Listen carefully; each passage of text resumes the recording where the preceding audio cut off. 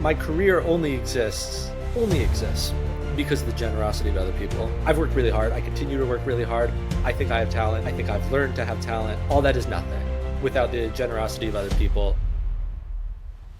Welcome back to the Low-Key Genius Podcast, where we dive into the stories and challenges of fellow podcasters. I'm your host, Joel De Lima, and today I'm excited to chat with someone who's not just making waves in podcasting, but also in journalism.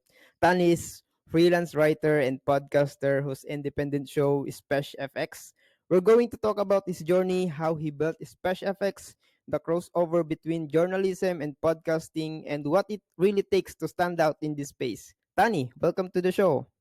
Thanks so much for having me. I really appreciate the kind words. Let's start by can you share with us how you start your podcast SpeshFX? What is the story behind it? Yeah, for sure. So, for those who don't know, SpeshFX is a narrative exploration of the international beatboxing community, Mm-hmm. and for people who don't spend too much time with beatbox, you might think that beatbox is a relic of the 80s, the smallest of hip hop's five original elements. But in fact, since the year 2000, it's really expanded across the world. You have communities in South Korea and Japan and the UK and France, and all over, who are very excited. Not to mention here in the US, who love beatbox, and that was something that I was getting into around 2017, which also just so happened to be a time when I was trying to figure out what it was I wanted to do with my career. I'd studied one thing in my undergraduate studies at University of Maryland, and that wasn't what I wanted to do. And I had worked a couple jobs. I taught at a school. I worked in a nonprofit, all the while knowing that those weren't kind of full-time things while I was sorting it out. And I kind of settled on the journalism thing. There's a longer story behind that, but I'll spare you. And then I went off to it. I said, well, how do I do it? I applied to job after job after job, like Yeah. probably 250 or so job applications. I got nothing. And it occurred to Yes. me that even though I had writing in my background, and I had clips even to send, it just wasn't enough. So I started asking myself, how can I make myself into a person who catches the attention of a hiring manager? And so I started writing. I wrote for the blogs who would have me. I wrote long posts on Medium, most of which thankfully Yes. are hidden forever now. And I applied to this fellowship that I just on a whim, really like the last minute before the fellowship application closed. I applied, and what it was a 1 year podcasting fellowship for people who already work jobs with Stony Brook University, Southampton, but it was located in New York City, where I was living at the time.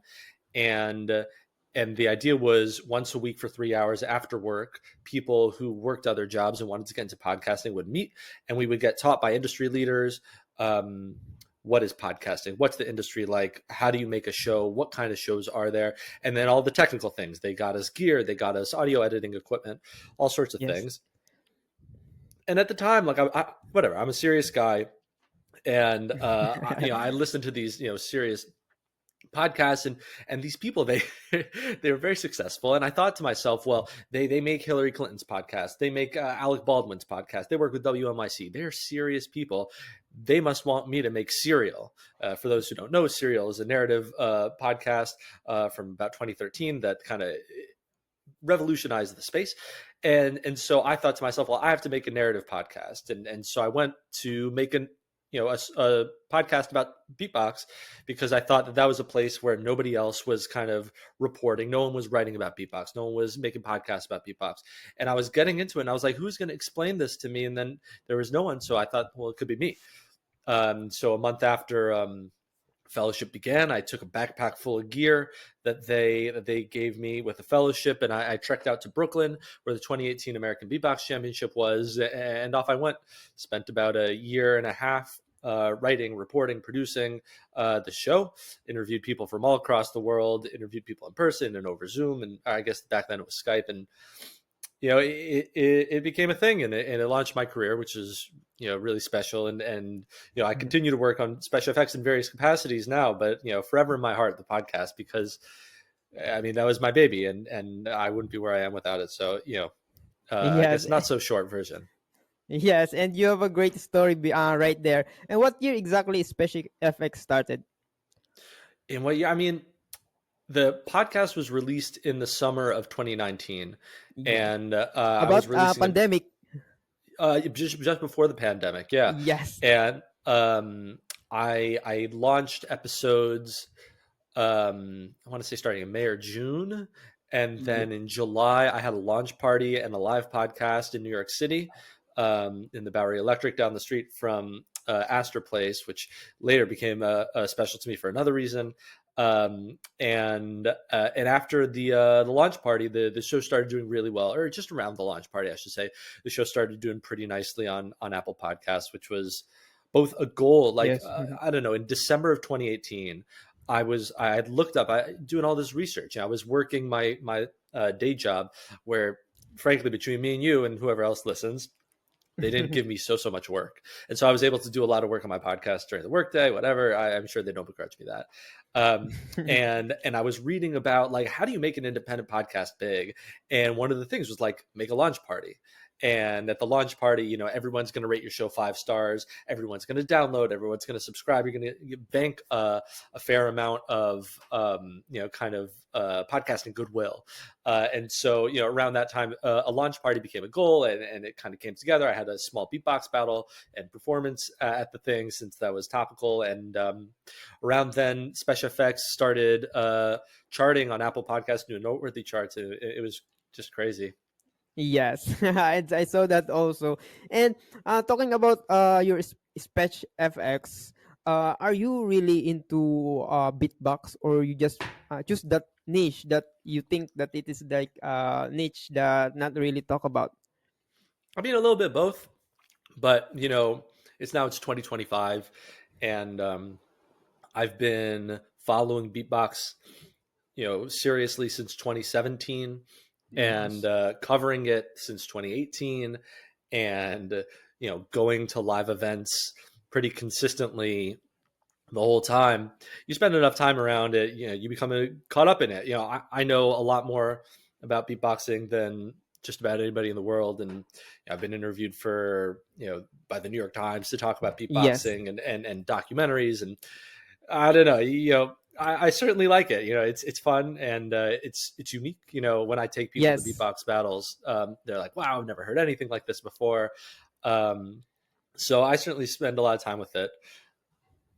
Yes, this is an interesting niche, because this is also my first time hearing someone who is podcasting about beatboxing. And I believe there are a lot of communities out there talking about beatboxing and some kind of that stuff. Here also in the Philippines, we have a community here who are doing beatboxing. And but the first time I saw the live performance of beatboxing, I was like, wow, how did that person do that?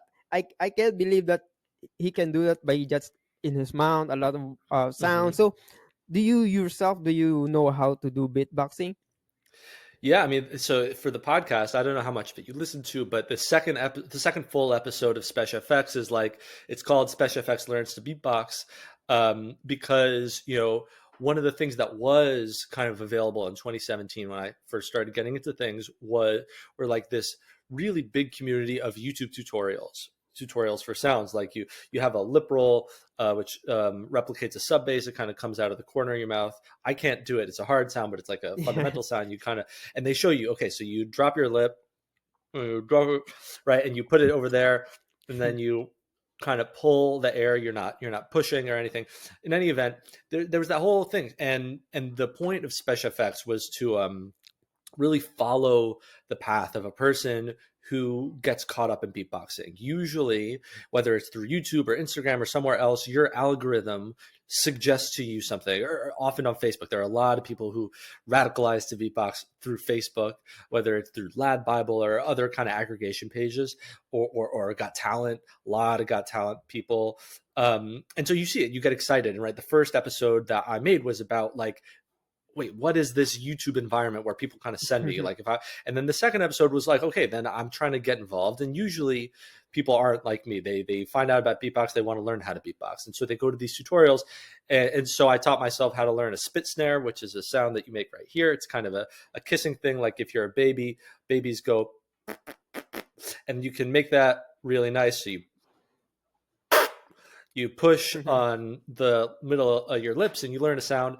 And since then, you pick up things. I tell the story, I forget where, I think in writing, maybe in the podcast too, about being at a hangout at one of these beatbox events and finding out that one of the best beatboxers in the world, I know how to do sounds that he does it, which is surprising to me. But to answer your question more frontally, no, I don't beatbox. Yes, I beatbox better than just about everybody you know. But I'm just a journalism. I'm just a Yes. journalist. I'm just a reporter. So you spend enough time around on the things. You pick up stuff. You certainly make stuff up in the shower. But publicly, there's only one video of me beatboxing deep, deep, deep in the archives of Long Island Beatbox's Instagram. And they got me pretty drunk before I recorded that. So not much public of me beatboxing. Yeah. Yeah, so when you started your podcast, it's like you are guesting a guest and you are talking in live like this on camera, or do you have a setup? No, so actually, SpeshFX, it's a narrative podcast. So for people who don't know what that kind of looks like, I recorded a ton of interviews, like 40 something interviews. Again, some of it in person. I took mics and put them in front of people's faces. Ah, Other okay. times I invited them to my house and we had a makeshift studio. Other times I went to their house, and other times I backdoored the audio from Skype into a recording software so that I could record Skype calls. Yes. And then I took all those interviews, I logged them in a spreadsheet. I found all the best quotes that were relevant to the things I wanted to talk about. And then I sat down in a Google Doc and started writing scripts. And that was all me talking. So I would say, one of the things that you want to learn about in beatbox is how important the live battle is. And then I would put a quote from one of the interviews that I'd already done without my question. And it would be like, okay, now you're hearing from Elise, the Canadian beatbox champion, top 8 in the world. And so it would be me speaking, explaining things interspersed with these quotes and conversations and sound bites. So it wasn't really a frontal conversation at all, but more like a presentation, a documentary style. That's Yes. the narrative nonfiction that Serial Mhm. popularized. I continue to do that. Yes. And I'm really intrigued right now because beatboxing is kind of interesting niche. Like you choose it because it's very interesting, and there's a few people right now are talking about it, but if you focus on the community, there are a lot of peoples. And you said also that you work with some big names in both writing and podcasting, like the New York Times and Pod People. How has your experience in journalism influenced the way you approach podcasting? Yeah, I mean, I think podcasting and journalism is Venn diagram. There's plenty of stuff that's both, and there's plenty of stuff that only belongs to one and not the other. And I think a lot of what I do in podcasting these days is not really journalism per se, though I think it's all part of the package. I work on a lot of interview shows like this one, and most of them aren't really news driven. So a lot of that isn't specifically journalism, but I think kind of the standards that I learned in journalism I think hold true. Um, and then separately, just the storytelling aspect of it all is very important. Yes. I tell the host that I work with, when they ask me why I'm so particular about their sound, I say because the host of the podcast, their sound is home, right? For a listener, your sound is home, and so even if the guest sounds like shit, right, you sound like home, and at least home is always safe. So there are a lot of things where it's standards that I took from journalism and brought back to podcasting, but that isn't to say that those aren't unique, those aren't prevalent in podcasting too. I go to conferences all the time for podcasting, and you have people who are absolutely not in journalism, whether they're in marketing podcasts or branded podcasts, or just honestly just goofy podcasts, have nothing to do with Mhm. journalism, but they still understand and intuit these standards, and those are the kinds of things, the consistency, the quality, those are the things that make a podcast successful, and allow people to deliver on the promises that they make to their listeners. Yes, and podcast is not really easy nowadays because doing podcast is like you have to put the heart on that because you have a purpose. You have to put a purpose in doing a podcast because most of the time it's not easy to get a guest. It's not easy to find a guest and create a contents like that. And I started this podcast, as you know, this Loki Genius podcast because I want to meet a lot of people that is they are genius because I believe people are genius on their own ways. But a lot of people are overlooked because they are not talked about. They are not on trends, but they are genius on their what they are doing. And this the motivation of doing this is like, what if there are someone out there who watch this video and they got relate to your story that they found that they got in a lot of jobs and found their purpose by trying a lot of things.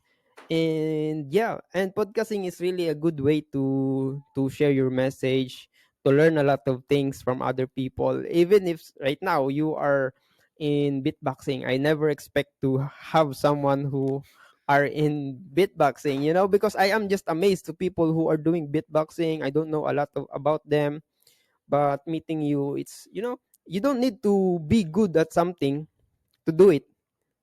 Yeah. Am I right? Like you Well, I are mean, not really good at. I Yes. mean, yeah, all these things. It's just a matter of doing it more than and learning to do it well. One of the things that helped me in podcasting was that basically at the exact same time that I started doing SpeshFX, I started making a podcast with my friends. It's not Mhm. public, but that's not true. It is public. It's available on Spotify. You'd have to search hard to find it, but um, you know, we had a target audience of 8 people. So you can imagine that show Yes. wasn't ever going viral. What That show's amazing. We've done over 150 episodes of that show. It lasts to this day. We do it about 20 episodes a year, and but what it did for me was it gave me a playground where there were no stakes, absolutely none, to practice my skills. I did all sorts of horrible and amazing things there where I learned to use skills that now I do much quicker. And I wouldn't say that you could do anything, but you do it, you practice, you get half decent. So same as with beatbox. All these kids, all they do is practice. Yes, everything takes time and everything gets by practice because you will never be an expert right away. If you want to do something, you can be at good at that right away. You have to do it repeatedly until you get good at something. So I also noticed that you've had the chance to work on so many different projects. Is there any one moment or an interview, a story, or even behind the scenes win that really stands out as a wow, this is why I love doing this moment? Yeah, I mean, I think people when they're asked questions like this often like go to really high moments, that are special, and there's certainly been those. But if I could, Yes. I feel like story will be more relevant to the people listening, frankly, to both of us as well. I think about it a lot. When I was doing SpeshFX, I knew nobody. I knew nobody in journalism. I knew nobody in beatbox. It was all very stressful and overwhelming. Like you said, it's hard to find guests. It's hard to convince people Yes. to just say yes to you when you have basically nothing to point to them, right? Yes. Um, and every time people would say yes, I was amazed. World champion beatboxers, national champion, and then one time I went to a guy who I like to call a beatbox historian, Kazu Iwai. He lived nearby me in New York, but a long train away. And I said to him, "Would it be all right if I come to your apartment and interview you?" He said, "Yes, no problem." So I go, I work a full, long, difficult day at work. 5 o'clock comes, I leave the office, I go straight to the train, I go out to his apartment. It takes an hour and a half to get there. I then set up all the equipment, and me and Kazu do a 90-minute interview, an hour and a half, and he's unbelievable. I want you to know, unbelievable. Gives me answers to all the questions I have and more, and he treats me with such respect that I hadn't earned, really hadn't earned. And I was exhausted. And now I have a 90-minute trek back to where I live in New York City. I schlep back to New York and I get to my apartment, and all I want to do is eat. It's 9 o'clock. It's late, maybe later. But I have to take the audio off of my recorder and put it on the computer, back it up before I go to plug it in. The whole thing's gone. I never hit record. Wow. Devastating, devastating. That was so stressful. So I sat on it. I sat on that for a couple weeks, and there was an event in New York where I knew Kaz was going to be. I say that because now Kaz and I are friends, um, and so I go up to him at this event. I like have a couple beers before I do this. I get a little confidence, whatever. I go to him. I say, Kazu, I'm so embarrassed to say this to you, but I think I didn't hit record. I have none of our conversation. Would you forgive me? And would you be open to doing it again? The exact same conversation. And he said, oh, thank God. I felt I spoke so poorly. Yes, please. I would love to do it again. He didn't even entertain my apology. He just said yes. My career only exists because of the generosity of other people like Kaz. I've worked really hard. I continue to work really hard. I think I have talent. I think I've learned to have talent. All that is nothing without the generosity of other people. And so when I think about, what are some high moments in my career, I think about like there's less and less money in media is hard. Even now, like it's hard for me to continue to make money in this industry. And when I do, it's because people put faith in me. And anytime someone does that, I cannot, thank them enough and show enough appreciation because that's what it takes. Yes, and like that was that was like frustrating what happened. And I can relate to what you said that me also I continue doing this because to the generosity of other people. Recently, by the way, my first episode of Loki Genius podcast is launching on Friday. So, and this is my fifth episode. Yes, and you know what? My recent recording, he is like, I was shocked that he booked a call with me as podcast with me. Why? Because he already have like 24,000 followers in LinkedIn, and I'm just starting out. I'm new to this. I don't know what to say, and I'm really like, wow, can I handle the conversation like that? And he also limit his guest per month. He has like he declined guest per month, and the guest is coming to him to be his guest.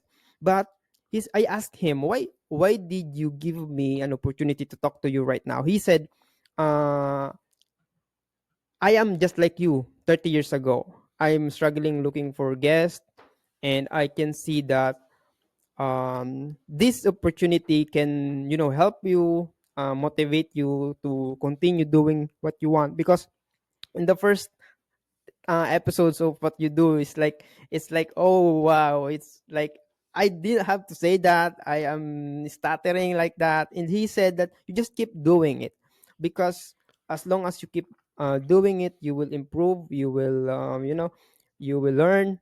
As I know, you will notice that I'm not really good at speaking English. I'm not really good at delivering my words. I have a lot in my mind right now, but I can deliver it clearly. But people said that I just keep doing it. And yeah, that's my like my fuel, my motivation, and doing something that you're not really good at. And a lot of people believe at you, even if you doubt yourself. It's a good thing. And you can get to connect to a lot of people that you can be like friends, they can be like your clients, like that. And it's a good thing. Yeah, you never know. I mean, I had a client for almost 2 years, uh, basically come out of nowhere. I made a friend. He was dating a friend of mine, this guy, and out of nowhere, he had asked me, what do you do? And at the time, I was working on the Net Zero Life. This is an awesome show. People should check it out, about sustainability and climate tech. And he worked in green tech too, in some climate space. And out of nowhere, he tells me that he had been connecting with people on LinkedIn all over, and he said someone was looking for a podcast producer. I was like, yeah, sure, put me in touch. So I get in touch with this guy. Next thing I know, it's a client for 2 years. You just don't know where these things come from. So, putting yourself out there. It's the only way. Not to say that that makes it any easy, but Yes. putting yourself out there, you know, that's it. Yeah, in your journey of doing podcasting, have you is it a way of you acquiring clients? I mean, you get lucky. You get lucky. It's a terrible Yes. industry. I mean, I like it. I love podcasts. I love journalism, but you know, they don't make it easy on us. Yeah. You know, I send emails, I send LinkedIn DMs, I go to conferences, and I just apply through. You know, when people are saying, "Oh, I need a freelance producer," send me an email. Oh, I need a full time producer, put in an application. I do all those things, and the times when it comes through, it's shocking, shocking. You know, currently one of my clients reached out, like a recruiter from that client reached out to me on LinkedIn, and within a couple of months, like I was working for them. That was the first for me. I didn't know that that really happened in our industry, and other times, like I said, you know, it's just a friend of a friend makes a connection for you. Uh, if there's one thing I've learned over the past 7 years is that I have no understanding of what makes someone want to hire you. Um, Yes. because, you know, the exact same people who don't hire you, they point to the exact same things that the people who do hire you as reasons why you're good. Ultimately, you know, having good process, good skills doesn't put food on the table, but I really think that that is something that connects all the people who do hire you. So I don't know. Yes, and you know what? We get lucky by if we get clients by doing this, but it's a good way to connect with people. It's a good way to grow your connections. So you know, you will never know in the future. The people on your podcast might need someone like you who need your service like that. So this is my last question for you. So for aspiring podcasters who want to make an impact also, or maybe even land on noteworthy like you did, what's one piece of advice you wish someone had given you when you were starting out? I mean, geez. I don't mean to be cynical. I mean, the one piece of advice I wish someone had given me when I was starting out is there's no money in podcasting. Um, uh, you know, for It's all about every, passion. I mean, yes and no. Like, you know, there when you go to podcasting conferences, there are like three types of people. You got people who are there for passion, and among those people, there are two types, right? They're the people who are just there for passion; they don't make a profit, and there are people who act backdoored into a profit. Then you have people who are like in the podcasting industry. And what I mean by that is people who they don't necessarily make podcasts, but they are just business people who work in the business of podcasting. They sell ads, they have Yes. podcast tech, they're a marketing agency, they help people make their podcast. And then you have a very select few people who are actually making podcasts. This is their career. It's not like, oh, I'm a dentist with the dentist podcast. The podcast is an addendum to my dental career. I'm a podcaster, and we are few and far between, and we're making the least money, right? Like people Yes. who go and say, you know, oh, I make podcasts for a living. It's not like SpeshFX doesn't make me a living. You know, SpeshFX helps with certain things. It lends me clients, whatever. But SpeshFX doesn't make money or much money at Yes, all. exactly. Uh, so you know, if someone had told me that, you know, there's no money, I might have done certain things differently. I think the other, you know, thing is just you know, don't get too locked into any one version of what podcasting is, and let it take you places, um, because you'll find more opportunities that way. But no matter what you're doing, do not let somebody convince you that that it's okay to do work for free because you're just getting exposure. Fuck that. Get paid for your work. And then Exactly. and then separately, like, know what it is that when you decide, because everyone has to do it, when you decide you're going to spend some of your money or just a ton of your time on a passion project, and you hope that this is going to make it for you, make a plan. Make a plan for what it is you want to do with this and how that is going to take you to whatever it is you want to do. For me with SpeshFX, the goal was always, always, always to get hired somewhere. That's exactly what happened, right? I worked on SpeshFX for a year while I was working another job. To launch it, I quit my job, moved in with my parents, so I didn't have any, costs, which was already on its face stressful because as an adult moving in with your parents, it's not amazing. And then once the show was out, I started applying to jobs immediately, dozens of jobs, and I got exactly one interview, and I got that job, and I moved. And I went there. When you decide to invest a ton of time and potentially your own money in a project, know where it's taking you, and know when to say it's not taking me there. I need to reconsider, because the last thing I want is to be giving advice that's making it hard for people to put food on the table or pay rent. So, get paid, get paid. Yes, exactly right. So everything we do, I think we have a plan that we are doing this to get paid in the future or in the next month to pay the rent like that. So it's very important if you are I get what you're saying that if you're doing something, make sure that you're gonna be benefit on that and your work will just not go to waste. Am I right? Yeah, yeah. I mean, we only have so much time. Like I think there's value in a passion project, and if really you don't need to make money on your passion project, then all the power to you. I think that Yes. that's wonderful. That's a creative outlet. That's a way to grow as a person. But if we're thinking about it professionally, like I think people should really, really, really spend as little time as possible not making money. With that said, there was a person in my career who declined to give me an informational interview because I was writing for free at the time. And Mhm. I think that's super uncool. I won't name them, but I think it's super uncool. And my question to that person at the time would have been, if they had spoken to me, you think I want to write for free? You think if I had an opportunity to write for money, I would have been writing for free? No, I need help because I'm not writing for money.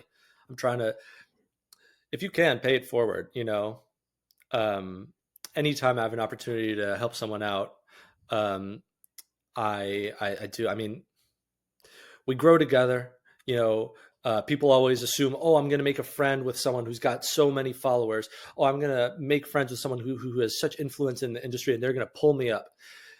It never works out like that. You meet people at your level or nearby. You and me right here on this podcast, we're meeting each other for the first time. We're Yeah. grabbing each other by the neck. We're pulling each other up together. It just works like that. Maybe this month I'm feeling passionate and can drag you with me. Maybe next month I'm feeling down and you can take my neck and pull me. We grow together, and I really believe that. Yes, exactly. That's why I'm really thankful right now for you having being me with me right now in the podcast and in the show. I really appreciate your time. So, Tani, if people want to know more about you, where they can find you, or they want to go to they have to go to New York or they have to find you in somewhere else. People, I don't live in New York anymore. I live in Washington D.C. Yes. Thankfully, if people want to find me, I'm on Blue Sky at Hate It or Love It. Go to a beatbox battle. Decent chance I'll be there. Certainly, if it's in the U.S. And like you, anybody can find me on LinkedIn. All my profiles are public. I'm on Instagram sometimes. All my handles are Hate It or Love It, are all the same. I'm sure it's going to be linked in the show notes. So anybody DMs, I'm always open to working with people. Okay. Thank you so much, Tani, and also thank you so much, guys, for watching this video.